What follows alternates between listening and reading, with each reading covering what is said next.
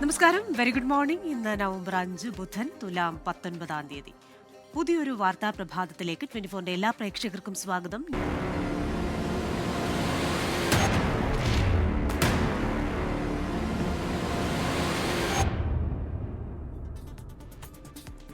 News ബ്രേക്സിൽ വിശദമായ റിപ്പോർട്ടുകളിലേക്ക്. തൃശൂരിൽ തമിഴ്നാട് പോലീസിന്റെ കസ്റ്റഡിയിൽ നിന്ന് ചാടിപ്പോയ കുപ്രസിദ്ധ മോഷ്ടാവ് ബാലമുരുകന്റെ CCTV ദൃശ്യങ്ങൾ 24-ന്. ആലത്തൂരിൽ നിന്നും ഭക്ഷണം കഴിച്ച ഹോട്ടലിലെ ദൃശ്യങ്ങളാണ് പുറത്തുവന്നത്. കൈവിലങ്ങില്ലാതെയാണ് ബാലമുരുകൻ പുറത്തിറങ്ങുന്നത്. ആ ദൃശ്യങ്ങളിലേക്ക്.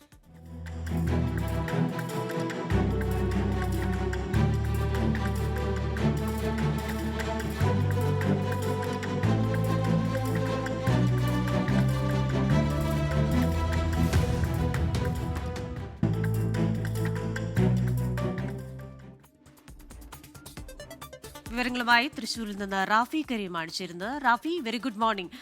കഴിഞ്ഞ മേയിലും സമാനമായ രീതിയിൽ തടവ് ചാടിയ അല്ലെങ്കിൽ രക്ഷപ്പെടാൻ ശ്രമിച്ച ഒരു പ്രതി ഇയാളെ കൊണ്ടുപോകുമ്പോൾ മിനിമം ജാഗ്രത പാലിക്കേണ്ടതുണ്ടായിരുന്നു. പക്ഷേ അതുപോലും നടന്നില്ല എന്ന രീതിയിലുള്ള ചില വിമർശനങ്ങളുണ്ട്. ദൃശ്യങ്ങളിൽ നിന്നും അങ്ങനെയുള്ള ചില കാര്യങ്ങളും വ്യക്തമാവുന്നുണ്ടല്ലോ, അല്ലേ? ക്രിസ്റ്റീന, തീർച്ചയായും ബാലമുരുകന്റെ കാര്യത്തിൽ ഒരു തരത്തിലുമുള്ള സുരക്ഷാ ക്രമീകരണങ്ങളും തമിഴ്നാട് പോലീസിന്റെ ഭാഗത്തു നിന്നും ഉണ്ടായില്ല എന്നുള്ളതാണ് ഈ ദൃശ്യങ്ങളിൽ നിന്ന് വ്യക്തമാകുന്നത്.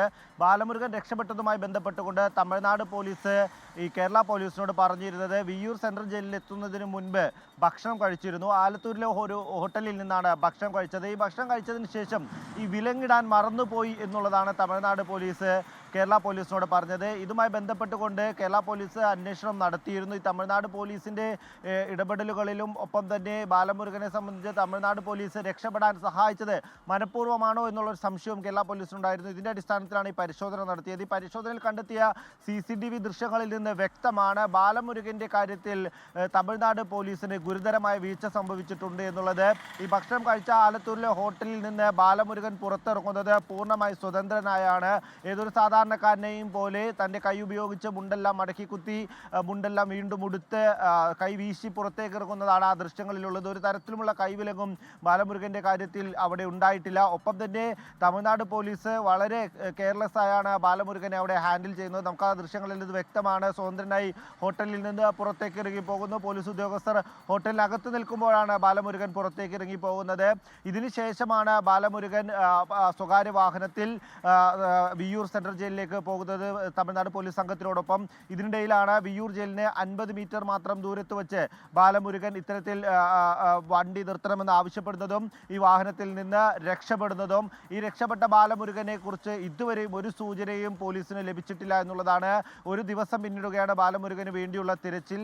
ഇന്നലെ രാത്രി 10 മണിക്കാണ്, അതായത് കഴിഞ്ഞ ദിവസം രാത്രി 10 മണിക്കാണ് ബാലമുരുകനായുള്ള തിരച്ചിൽ ആരംഭിക്കുന്നത്. ആ തിരച്ചിൽ ഇന്നലെ പകലും വ്യാപകമായി ഉണ്ടായിരുന്നു. എന്നാൽ ഒരു വിവരവും ബാലമുരുകനെ കുറിച്ച് പോലീസിന് ലഭിച്ചിട്ടില്ല. ഇപ്പോഴും ബാലമുരുകനായുള്ള തിരച്ചിൽ നടത്തുകയാണ്. ഈ ബാലമുരുകൻ രക്ഷപ്പെട്ടതുമായി ബന്ധപ്പെട്ടുകൊണ്ട് തമിഴ്നാട് പോലീസിന്റെ പങ്കാണ് ഇതിൽ ഏറ്റവും പ്രധാനപ്പെട്ടത്.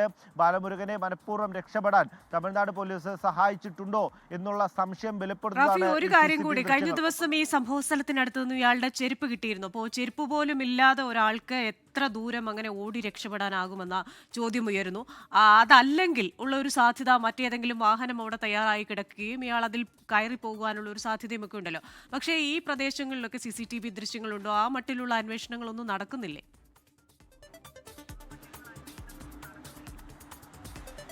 ക്രിസ്റ്റീന, തീർച്ചയായും ചെരുപ്പ് ഉപേക്ഷിച്ച ശേഷമാണ് ബാലമുരുകൻ രക്ഷപ്പെട്ടത് എന്നുള്ളത് ഇന്നലെ തന്നെ വ്യക്തമായത്. ഈ ചെരുപ്പിൽ നിന്ന് കേരള പോലീസ് ഡോഗ് സ്ക്വാഡിനെ ഉപയോഗിച്ച് പരിശോധനകൾ നടത്തുകയും ചെയ്തിട്ടുണ്ട്. CCTV ദൃശ്യങ്ങളാണ് മറ്റൊരു പ്രധാനപ്പെട്ട കാര്യം.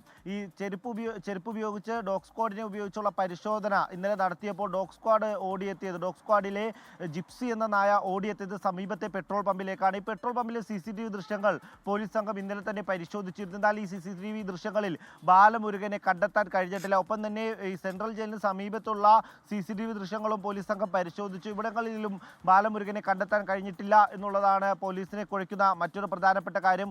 ഒപ്പം തന്നെ ബാലമുരുകൻ ഈ ഓടി രക്ഷപ്പെടുന്നു എന്നുള്ളതിനപ്പുറത്തേക്ക് നടന്നിരിക്കുന്നത് ഒരു ആസൂത്രിതമായ നീക്കമാണ് എന്നുള്ളതാണ് പോലീസ് കരുതുന്നത്.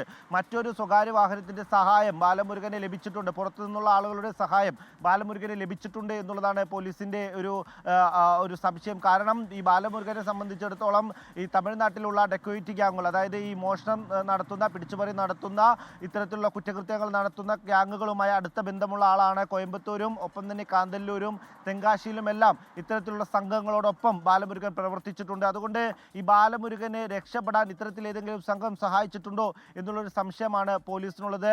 ഈ ബാലമുരുകൻ തമിഴ്നാട് പോലീസിന്റെ കസ്റ്റഡിയിൽ നിന്ന് രക്ഷപ്പെട്ടതിന് ശേഷം ഇത്തരത്തിലുള്ള ഏതെങ്കിലും സംഘം വാഹനമായി എത്തുകയും ഈ വാഹനത്തിൽ കേരളത്തിൽ നിന്ന് കടന്നു കളഞ്ഞിട്ടുണ്ടോ എന്നുള്ള കാര്യത്തിലും പരിശോധന നടത്തുന്നുണ്ട്. CCTV ദൃശ്യങ്ങൾ അന്വേഷണ സംഘം ശേഖരിക്കുന്നുണ്ട്. ഇത് കേന്ദ്രീകരിച്ചുള്ള പരിശോധനയും മുന്നോട്ട് പോകുന്നുണ്ട്.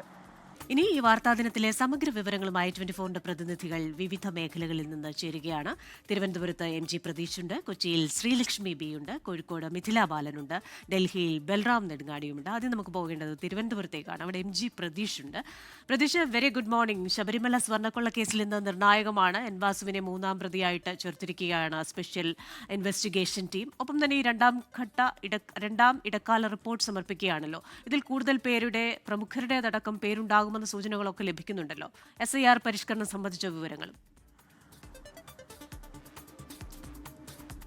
Christina, good morning. തെക്കൻ കേരളത്തിൽ നിന്ന് ഇന്ന് വളരെ പ്രധാനപ്പെട്ട വാർത്തകൾ സംഭവിക്കുന്ന ദിനം കൂടിയാണ്. അതിൽ ഏറ്റവും പ്രധാനപ്പെട്ടത് സ്വർണ്ണക്കൊള്ളയാണ്. സ്വർണ്ണക്കൊള്ളയുമായി ബന്ധപ്പെട്ട SIT നിർണായകമായ നീക്കത്തിലേക്ക് കടക്കുകയാണ്. മുൻ ദേവസ്വം കമ്മീഷണർ കൂടിയായ വാസുവിനെ പ്രതി ചേർക്കാനുള്ള, അല്ലെങ്കിൽ പ്രതി ചേർത്തുകൊണ്ടുള്ള ഒരു അന്വേഷണത്തിലേക്ക് SIT കടക്കുന്നു. ഇന്ന് ഹൈക്കോടതിയിൽ സമർപ്പിക്കുന്ന ഇടക്കാല റിപ്പോർട്ടിൽ വാസുവിനെ മൂന്നാം പ്രതിയാക്കിയിട്ടുള്ള കാര്യം ഈ പ്രത്യേക അന്വേഷണ സംഘം കോടതിയെ അറിയിക്കും. ഈ 2019 സ്വർണം പൊതിഞ്ഞ കട്ടിളപ്പാളി ചെമ്പെന്ന മഹസർ രേഖപ്പെടുത്താൻ ശുപാർശ ചെയ്തത് അന്നത്തെ ദേവസ്വം കമ്മീഷണറായ വാസു എന്നതാണ് അന്വേഷണ സംഘത്തിന്റെ കണ്ടെത്തൽ. ഇക്കാര്യങ്ങളിലടക്കം കോടതിയിൽ കൃത്യമായി അന്വേഷണ സംഘം തെളിവടക്കം നൽകും. ഒപ്പം SIRുമായി ബന്ധപ്പെട്ട ഇന്ന് നിർണായകമായൊരു യോഗം തിരുവനന്തപുരത്ത് നടക്കുന്നുണ്ട്. അത് സർവകക്ഷി യോഗമാണ്. BJP ഒഴികെയുള്ള രാഷ്ട്രീയ പാർട്ടികൾ വലിയ എതിർപ്പ് തീവ്ര വോട്ടർ പട്ടിക പരിഷ്കരണവുമായി ബന്ധപ്പെട്ട് ഉയർത്തുന്നുണ്ട്. ഇക്കാര്യങ്ങളിലടക്കം ഈ യോഗം ചർച്ച ചെയ്യും. ഓൺലൈനായി വൈകുന്നേരം 4:30 സർവകക്ഷി യോഗം നടക്കുന്നത്. മറ്റൊന്ന് ഈ വർക്കലയിൽ യുവതിക്ക് നേരെ ട്രെയിനിലുണ്ടായ അതിക്രമമാണ്. യുവതിയെ ട്രെയിനിൽ നിന്ന് തള്ളിയിട്ട സംഭവത്തിൽ പ്രതിക്കായി ഇന്ന് പോലീസ് കസ്റ്റഡി അപേക്ഷ നൽകും. നിർണായകമായ തെളിവുകൾ ഈ സംഭവവുമായി ബന്ധപ്പെട്ട് റെയിൽവേ പോലീസ് ശേഖരിച്ചിട്ടുണ്ട്. അത് ആ ട്രെയിനിലുണ്ടായിരുന്ന CCTV ദൃശ്യങ്ങളാണ്. RPF ഈ ദൃശ്യങ്ങൾ അന്വേഷണ ഉദ്യോഗസ്ഥന് കൈമാറിയിട്ടുണ്ട്. ഈ ദൃശ്യങ്ങൾ സഹിതം കോടതിയിൽ സമർപ്പിച്ചുകൊണ്ടായിരിക്കും പ്രതിക്കായി കസ്റ്റഡി അപേക്ഷ ഇന്ന് ഈ അന്വേഷണ സംഘം നൽകുന്നത്. ഒപ്പം മറ്റു ശ്രദ്ധിക്കേണ്ട പ്രധാനപ്പെട്ട കാര്യം, ഇന്ന് KGMCTയുടെ സമരം സംസ്ഥാനത്തെ മെഡിക്കൽ കോളേജുകളിൽ നടക്കുന്നുണ്ട്. വിവിധ ആവശ്യങ്ങൾ ഉന്നയിച്ച OP ബഹിഷ്കരിക്കാനാണ് ഈ KGMCTA ഡോക്ടർമാരുടെ തീരുമാനം. അത് ഇന്ന് എന്തായാലും ഭാഗികമായെങ്കിലും രോഗികളെ ഈ പ്രതിഷേധ സമരം ബാധിക്കും. ക്രിസ്റ്റീന, തിരുവനന്തപുരത്ത് നിന്ന് വിശദാംശങ്ങളുമായി ചേർന്നത് MG പ്രതീഷാണ്.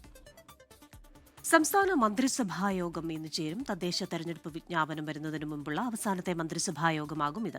അതിനാൽ കൂടുതൽ ജനക്ഷേമ പ്രഖ്യാപനങ്ങൾക്ക് സാധ്യതയുണ്ട്. ഈ ആഴ്ച അവസാനമോ അടുത്തയാഴ്ച ആദ്യമോ തദ്ദേശ തെരഞ്ഞെടുപ്പിന്റെ വിജ്ഞാപനം വരാനാണ് സാധ്യത. മന്ത്രിസഭാ യോഗത്തിന് ശേഷം നെല്ല് സംഭരണം വ്യാപിപ്പിക്കുന്നതിന്റെ ഭാഗമായുള്ള മന്ത്രിതല ചർച്ചയും നടക്കും. കേന്ദ്രത്തിൽ നിന്ന് ലഭിക്കാനുള്ള SSK ഫണ്ടിന്റെ ആദ്യ ഗഡു ലഭിച്ചതിന്റെ പ്രതീക്ഷയിൽ പൊതുവിദ്യാഭ്യാസ വകുപ്പ് കേരളം സമർപ്പിച്ച 109 കോടി രൂപയിൽ 92 കോടി 41 ലക്ഷം രൂപയാണ് ലഭിച്ചത്. ആദ്യ പ്രപ്പോസൽ പ്രകാരം 320 കോടി രൂപ പ്രതീക്ഷിച്ചിരുന്നെങ്കിലും വിദ്യാഭ്യാസ അവകാശ നിയമപ്രകാരമുള്ള തുക മാത്രമാണ് അനുവദിച്ചത്. അതിൽ തന്നെ നോൺ റെക്കറിംഗ് ഇനത്തിൽ ഇനി 17 കോടി രൂപ ലഭിക്കാനുണ്ട്. കൂടാതെ 320 കോടി രൂപയിൽ ബാക്കി കോടി ഉടൻ വാങ്ങിയെടുക്കാമെന്ന പ്രതീക്ഷയിലാണ് വിദ്യാഭ്യാസ വകുപ്പ്. ഈ മാസം 10 വിദ്യാഭ്യാസ മന്ത്രി വി ശിവൻകുട്ടി ഡൽഹിയിലെത്തി കേന്ദ്ര വിദ്യാഭ്യാസ മന്ത്രിയെ കാണാൻ ശ്രമിക്കുന്നുണ്ട്. റവന്യൂ അവകാശങ്ങൾ പുനഃസ്ഥാപിക്കണമെന്നാവശ്യപ്പെട്ട് മുനമ്പം ഭൂസംരക്ഷണ സമിതി നൽകിയ ഹർജി ഹൈക്കോടതി ഇന്ന് വീണ്ടും പരിഗണിക്കും. മുനമ്പത്തേത് വഖഫ് ഭൂമിയല്ലെന്ന് ഡിവിഷൻ ബെഞ്ച് നിരീക്ഷിച്ചിരുന്നു. ഈ പശ്ചാത്തലത്തിൽ ഹർജിയിൽ സിംഗിൾ ബെഞ്ച് സ്വീകരിക്കുന്ന നിലപാട് ശ്രദ്ധേയമാകും. ഡിവിഷൻ ബെഞ്ചിന്റെ വിധിയുടെ പശ്ചാത്തലത്തിൽ മുനമ്പത്തെ ഭൂമി തർക്കം പരിഹരിക്കാൻ മുഖ്യമന്ത്രിയുടെ നേതൃത്വത്തിൽ കഴിഞ്ഞ മാസം യോഗം ചേർന്നിരുന്നെങ്കിലും ഇതുവരെ തീരുമാനം വ്യക്തമാക്കിയിട്ടില്ല.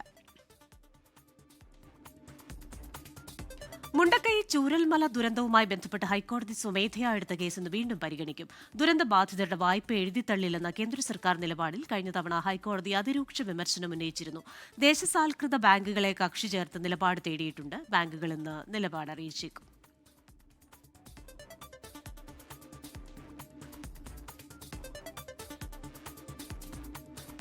ഇനി നമ്മൾ വീണ്ടും പോകുന്നത് വിവിധ പ്രതിനിധികളിലേക്കാണ്. കോഴിക്കോട് മിഥില ബാലുണ്ട് വടക്കൻ ബലവാറിൽ ഇന്ന് എന്തൊക്കെയായിരിക്കാം പ്രതീക്ഷിക്കപ്പെടുന്ന വാർത്തകൾ എന്ന് പറയാൻ. Mithila, very good morning. ഈ താമരശ്ശേരി കട്ടിപ്പാറയിലെ ഫ്രഷ് കട്ട് അറവ് മാലിന്യ സംസ്കരണ കേന്ദ്രത്തിനെതിരായ ജനകീയ കൂട്ടായ്മയുടെ സമരം അത് വീണ്ടും ആരംഭിച്ചിരിക്കുന്നു. ഇതിലൊരു ശാശ്വത പരിഹാരം ഉണ്ടാകുമോ എന്ന ചോദ്യം നിലനിർത്തിക്കൊണ്ട് ആ സമരം അങ്ങനെ തുടരുകയാണല്ലോ. Very good morning Christina.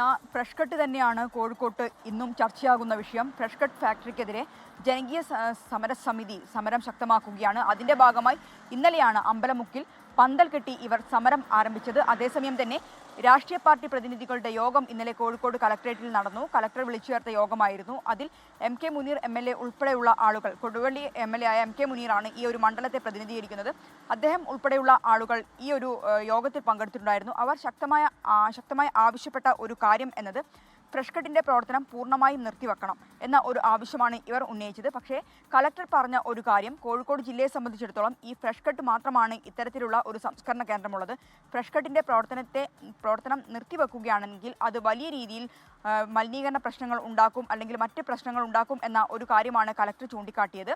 ഇത് ഫ്രഷ് കട്ടിലെ ഈ ഒരു സംസ്കരണത്തിൻ്റെ തോത് അളവ് കുറച്ചുകൊണ്ട് എങ്ങനെ ഈ ഫാക്ടറി പ്രവർത്തിക്കാൻ കഴിയും എന്ന കാര്യമാണ് ജില്ലാ ഭരണകൂടം നോക്കുന്നത്. ഇതുമായി ബന്ധപ്പെട്ട് നിലവിൽ പ്രവർത്തനാനുമതി നൽകിയിട്ടുണ്ട്. ഈ പ്രവർത്തനാനുമതി നൽകിയത് തന്നെയാണ് ജനത്തെ ഇത്രമാത്രം പ്രകോപിപ്പിച്ചത്. അതുകൊണ്ട് തന്നെയാണ് വീണ്ടും ഒരു സമരത്തിലേക്ക് ഇവർ പോയിട്ടുള്ളത്. ഇന്നലെ വൈകിട്ട് പ്രൊഫസർ MN കാരശ്ശേരിയായിരുന്നു ഈ ഒരു സമരം ഉദ്ഘാടനം ചെയ്തത്. ശക്തമായ സമരവുമായി മുന്നോട്ട് പോകും എന്ന് തന്നെയാണ് ജനങ്ങൾ അറിയിച്ചിട്ടുള്ളത്. അതേസമയം തന്നെ പോലീസിന്റെ നടപടി ഒരു ഭാഗത്ത് പുരോഗമിച്ചുകൊണ്ടിരിക്കുന്നുണ്ട്. ഇന്നലെയും 2 പേരെ കസ്റ്റഡിയിൽ എടുത്തിട്ടുണ്ടായിരുന്നു. നിലവിൽ 16ഓളം പേർ അറസ്റ്റിലായിട്ടുണ്ട്, അല്ലെങ്കിൽ കസ്റ്റഡിയിലായിട്ടുണ്ട്. ഈ സമരവുമായി ബന്ധപ്പെട്ട് 8 FIR ആയിരുന്നു ഇതുമായി ബന്ധപ്പെട്ട് രജിസ്റ്റർ ചെയ്തിട്ടുണ്ടായിരുന്നത്. 300ഓളം ആളുകൾക്കെതിരെയായിരുന്നു കേസ് എടുത്തിട്ടുള്ളത്. അങ്ങനെ നോക്കുകയാണെങ്കിൽ വരും ദിവസങ്ങളിലും പോലീസിന്റെ നടപടി മുന്നോട്ട് പോകും എന്ന് തന്നെയാണ് നമുക്ക് മനസ്സിലാക്കാൻ കഴിയുന്നത്. ഫ്രഷ് കട്ടിനെ സംബന്ധിച്ചിടത്തോളം ക്രിസ്റ്റീന പറഞ്ഞതുപോലെ പരിഹരിക്കപ്പെടാത്ത ഒരു പ്രശ്നമായി അത് തുടരുന്നു. പക്ഷേ 2 ദിവസത്തിനകം വീണ്ടും കളക്ടർ യോഗം വിളിച്ചിട്ടുണ്ട്. നേരത്തെ സമരസമിതി പ്രവർത്തകരെ യോഗത്തിൽ പങ്കെടുപ്പിച്ചിട്ടുണ്ടായിരുന്നില്ല.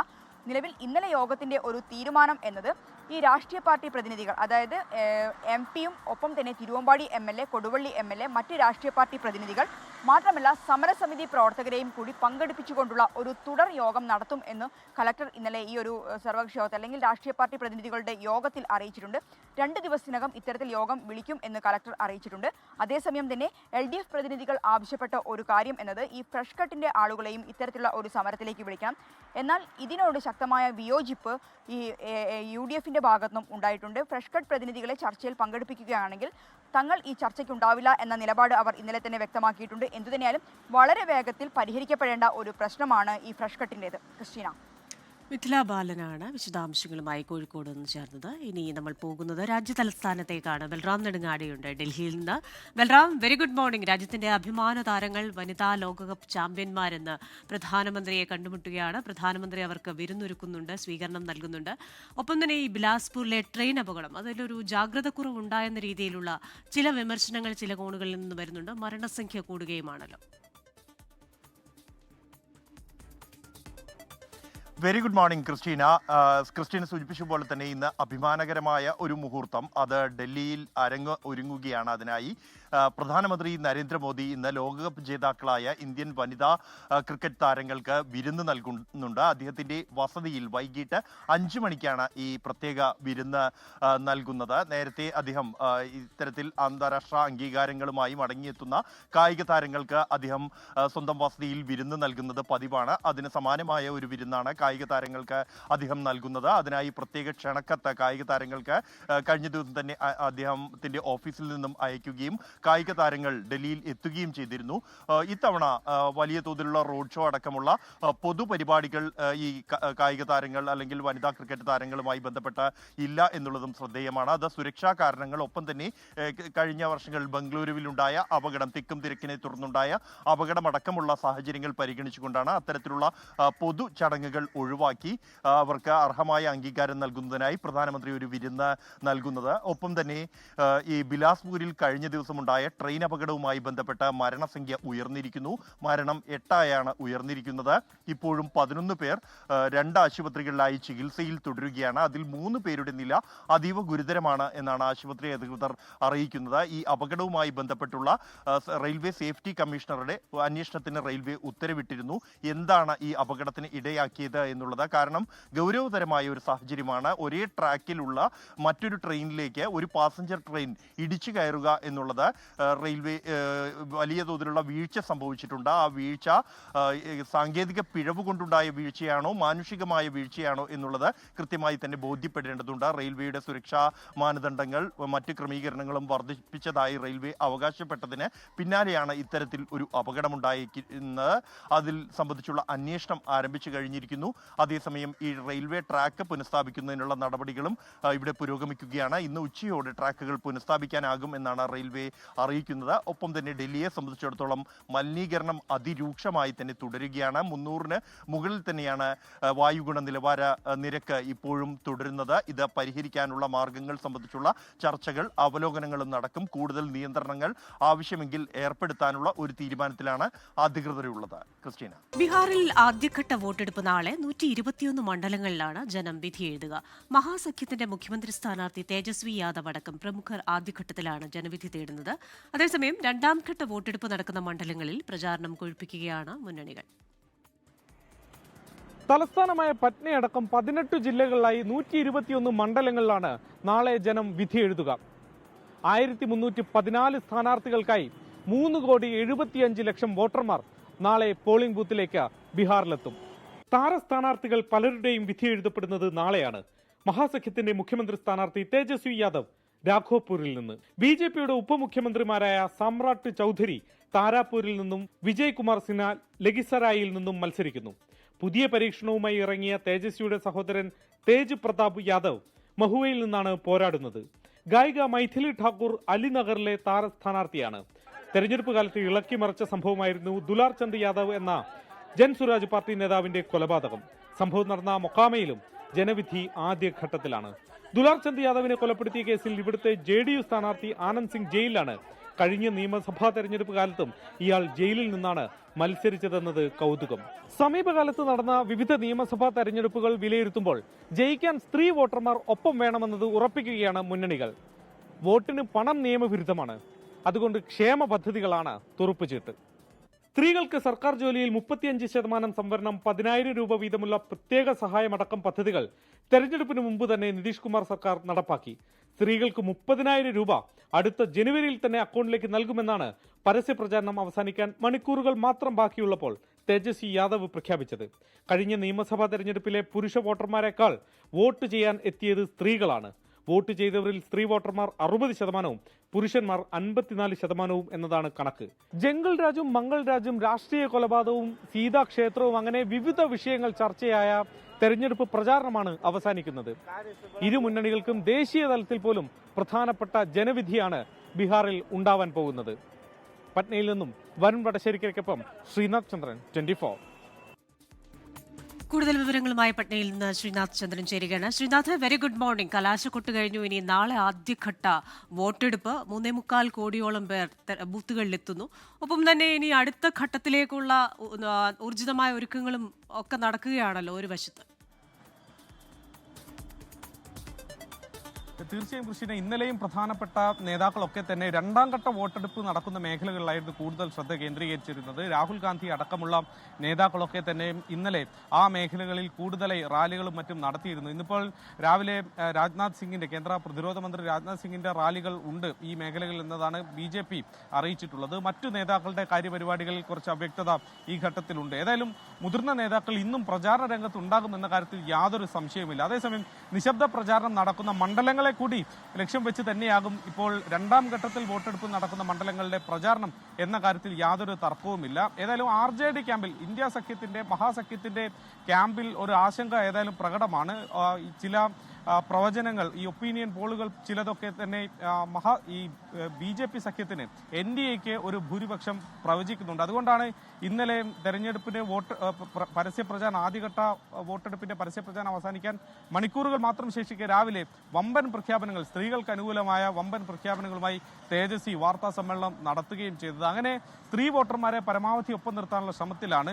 സാധാരണ ഈ ജാതി സമവാക്യങ്ങളാണ് ബീഹാറിന്റെ തെരഞ്ഞെടുപ്പ് ഫലം നിശ്ചയിക്കുന്നത്. പക്ഷേ ഇവിടെ ഇപ്പോൾ തെരഞ്ഞെടുപ്പിലെ സ്ഥാനാർത്ഥി പട്ടികകൾ പരിശോധിക്കുമ്പോൾ ഏതാണ്ട് എല്ലാ മണ്ഡലങ്ങളിലും ഏതാണ്ട് ഒരേ സമുദായത്തിൽ നിന്നുള്ള സ്ഥാനാർത്ഥികൾ മത്സരിക്കുന്നുണ്ട്. അങ്ങനെയുള്ള സാഹചര്യങ്ങളിലാണ് സ്ത്രീ വോട്ടർമാർ അടക്കമുള്ള യുവാക്കൾ അടക്കമുള്ള വോട്ടർമാരുടെ വോട്ടുകൾ നിർണായകമായി മാറുന്നത്. അതുകൊണ്ടാണ് ഈ രണ്ട് വിഭാഗങ്ങളെ കൂടുതലായി ശ്രദ്ധ കേന്ദ്രീകരിച്ചുകൊണ്ടുള്ള ക്ഷേമ പദ്ധതികൾ ഇരു മുന്നണികളും പ്രഖ്യാപിച്ചത്. യുവാക്കളെ ലക്ഷ്യമിട്ടുകൊണ്ടാണ് യുവാക്കൾ ഓരോ കുടുംബത്തിലും ഒരു സർക്കാർ ജോലി എന്ന പ്രഖ്യാപനം മഹാസഖ്യം നടത്തിയത്. അതേപോലെ 1 കോടി സർക്കാർ ജോലികൾ എന്ന പ്രഖ്യാപനം NDAയും നടത്തിയിട്ടുണ്ട്. ഇതൊക്കെ ഏത് തരത്തിലാണ് ഫലിക്കാൻ പോകുന്നത് എന്നത് അറിയാൻ നമുക്ക് കുറച്ചുകൂടി കാത്തിരിക്കേണ്ടി വരും. 11-ാം തീയതിയാണ് 2ാം ഘട്ട വോട്ടെടുപ്പ് നടക്കാൻ വേണ്ടി പോകുന്നത്. ഏതായാലും നിശബ്ദ പ്രചാരണത്തിലും ഇടയും പരമാവധി വോട്ടർമാരെ സ്വാധീനിക്കാനുള്ള ശ്രമത്തിലാണ് മുന്നണികൾ. ക്രിസ്റ്റീന.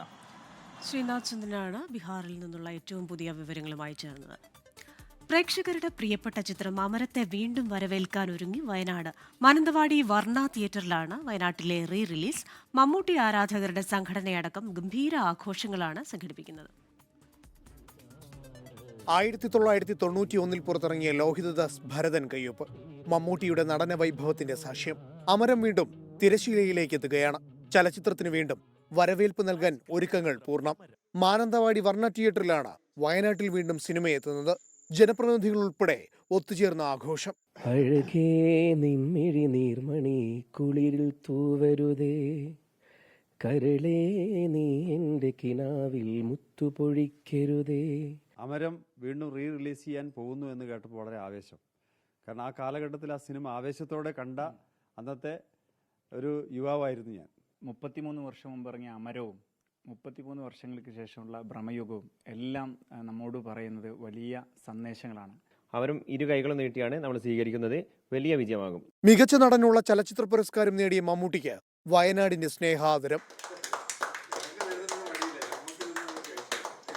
33 വർഷത്തിന് ശേഷം വീണ്ടും അമരം റിലീസ് ചെയ്യാണ്.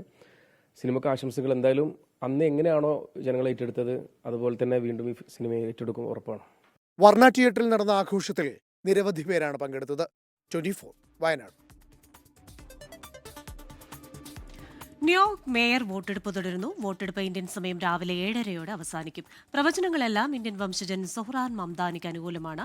അഭിപ്രായ വോട്ടെടുപ്പിൽ 14.7% ലീഡാണ് മംദാനിക്കെതിരായ സ്വതന്ത്ര സ്ഥാനാർത്ഥി ആൻഡ്രൂ കുമോയുമായി ഉള്ളത്.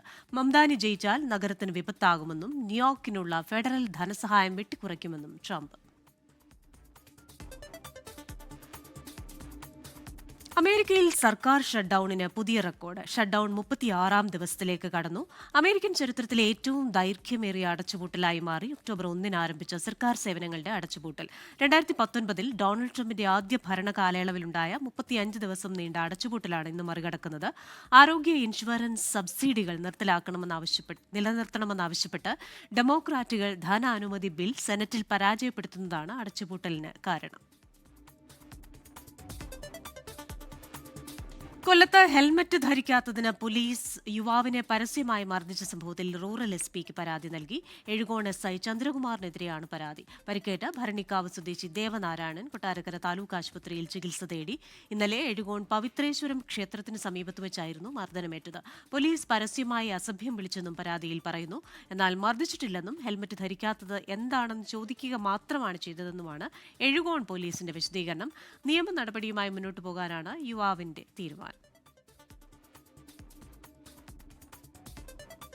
യുവേഫ ചാമ്പ്യൻസ് ലീഗ് ഫുട്ബോളിലെ വമ്പന്മാരുടെ പോരിൽ ലിവർപൂളിന് ജയം. റയൽ മാഡ്രിഡിനെ എതിരില്ലാത്ത 1 ഗോളിന് തോൽപ്പിച്ചു. അർജന്റീന താരം അലക്സിസ് മാർക്ക് അലിസ്ട്ര ആണ് വിജയഗോൾ നേടിയത്. നിലവിലെ ചാമ്പ്യന്മാരായ PSG-യും തോറ്റു. ബയേൺ മ്യൂണിക്കിനോട് 1-2-നാണ് തോറ്റത്. ലൂയിസ് ഡിയാസ് ആണ് ബയേണിന്റെ 2 ഗോളും നേടിയത്. ഇംഗ്ലീഷ് ക്ലബ് ആഴ്സണൽ മിന്നും ജയം നേടി. എതിരില്ലാത്ത 3 ഗോളിന് സ്ലാവിയ പ്രാഗിനെ തോൽപ്പിച്ചു. സംസ്ഥാനത്ത് ആദ്യമായി യുവജനോത്സവങ്ങളുടെ റിസൾട്ട് അറിയാൻ AI സേവനം ലഭ്യമാക്കി കോഴിക്കോട് റൂറൽ ഉപജില്ലാ കലോത്സവ വേദി. പെരുമണ്ണയിൽ നടക്കുന്ന കലോത്സവത്തിലാണ് അവസരമൊരുക്കിയത്. ഇനി റിസൾട്ടിനായി കാത്തിരിക്കേണ്ട, വരി നിൽക്കുകയും വേണ്ട. ബാർകോഡ് സ്കാൻ ചെയ്താൽ തൊട്ടടുത്ത സ്ക്രീനിൽ തെളിഞ്ഞു വരും റിസൾട്ട്. AI ടീച്ചർ ഇത് കൃത്യമായി പറഞ്ഞു തരും.